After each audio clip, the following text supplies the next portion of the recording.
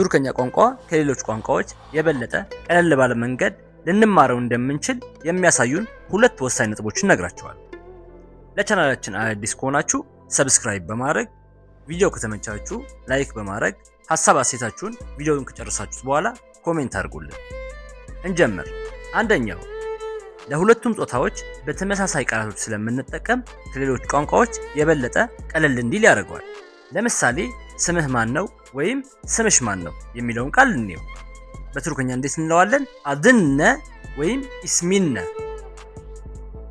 ሌላ ምሳሌም ልስጣችሁ። ምን እያደረግክ ነው? ምን እያደረግሽ ነው? እንዴት እንላለን? ነ ያፒዮርሱን፣ ነ ያፒዮርሱን።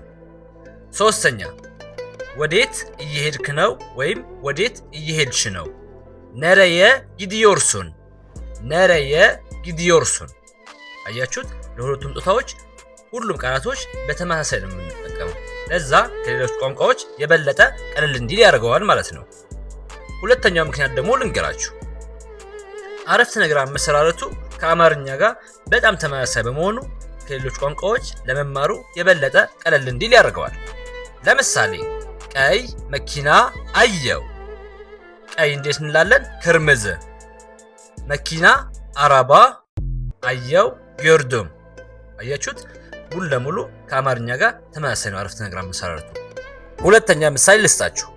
ምግብ እንዴት እንላለን በቱርከኛ? የሜክ። በላው የድም። አያችሁት? ቃላቶቹ ላይ ትኩረት አድርገን ብንሰራ ቱርከኛ ቀለል ባለ መንገድ ልንማረው እንችላለን።